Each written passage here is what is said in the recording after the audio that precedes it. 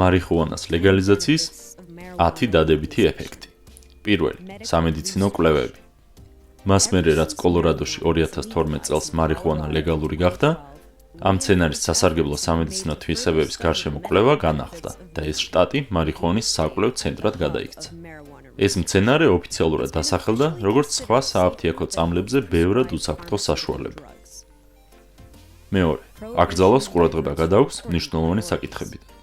მაშინ, როდესაც შტატებში 50-მდე სააგენტო მუშაობს ძალოვანებთან ერთად მარიხუანას მოხმარების გამოსავლენად, ზიანის შემცირებისა და მკურნალობის პროგრამები მეორე პლანზეა გადატანილი. მესამე, კანაფისგან წარმოებული პროდუქტები. სცენარე კანაფი, გარდა მოწევისა, გამოიყენება ქაღალდის, პლასტმასას, ქსოვილის, სასუქების, საკვები ზეთის, ცხოველთა კვების დასამზადებლად. და ეს მხოლოდ მცირე ჩამონათვალია. იმის გამო, რომ მისი მოყვანა ჰერბიციდებს არ საჭიროებს, კანაფი მარტივად იზრდება ნედლეულად გამოყენებისთვის. იგი გლობალური მასშტაბით ბიომასის ნომერ პირველი წყაროა. კანაფისგან შეიძლება საწვავის წარმოებაც, რაც შეამცირებს ნავთობის მოხმარებას და გააუმჯობესებს კლიმატს.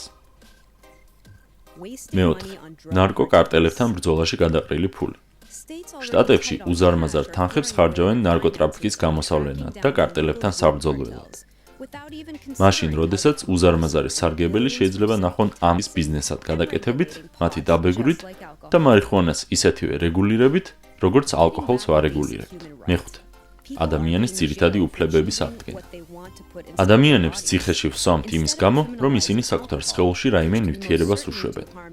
ალკოჰოლის კრიმინალიზების მაგივრად, რომლის ზიანით დიდი დოზების დროს და ავტომობილის მართვისას განუზომელია, სახელმწიფო კრძალავს მცენარეს, რომელიც კვლევების თანახმად მრავალმხრივ სასარგებლოა. საზიანო ნივთიერებები, რომლებიც უნდა დარეგულირდეს.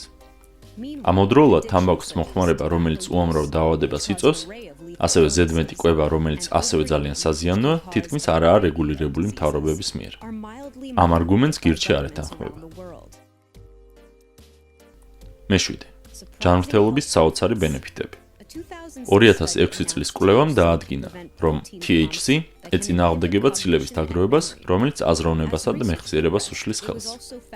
კვლევის პროცესში 2012 წელს ასევე აღმოაჩინეს, რომ არაფსიქოაქტიური კანაბოიდები ხელს უწყობს უჯრედების სიცოცხლის უნარიანობას, რამაც მეცნიერები აიძულა მარიხუანას შემადგენელი ნივთიერებები ლეიკემიასთან საბრძოლოდ გამოიყენებინათ. ხოლო მას მერე რაც დეპრესია ოფიციალურად აღიარეს დაავადებად, ასევე დადასტურდა, რომ მარიხუანა დეპრესიის სიმპტომებსაც ებრძვის.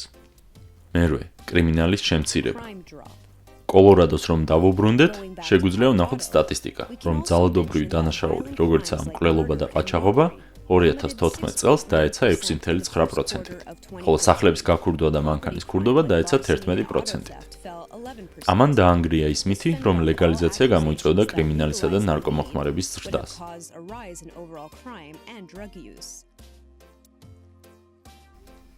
მეცხრე, ეკონომიკური ზრდა. 500 ეკონომისტის მიერ ხელმოწერილ წერილში, რომლითაც მიმართავდნენ პრეზიდენტს, კონგრესს და შტატების თვითმმართველობებს, ლაპარაკია იმაზე, რომ მარიხუანას ლეგალიზაცია მთელ ამერიკაში დაზოგავს $7.7 მილიარდ ფედერალურ და საშტატო დონეზე, რომელიც იხარჯება ნარკოტიკებთან ბრძოლაში, ხოლო მარიხუანას თამბაქოსავით დაბეგრვის შემთხვევაში მიღებული გადასახადი ბიუჯეტს $6.2 მილიარდ მოუტანს. მეათე, ნაკლები დაპატიმრებები. ცნობილი ფაქტია, რომ მარიხუანაზე დაჭერილი პატიმრების შენახვა ციხეებში გადასახადების გადამხდელების ფულით ხდება. მარიხუანას გამო დაპატიმრებულების გათავისუფლებით ეს ფული შესაძლებელია უკეთეს რამეში დაიხარჯოს. პლუს ამას, ახალი ციხეების აშენების საჭიროებაც გაქრება.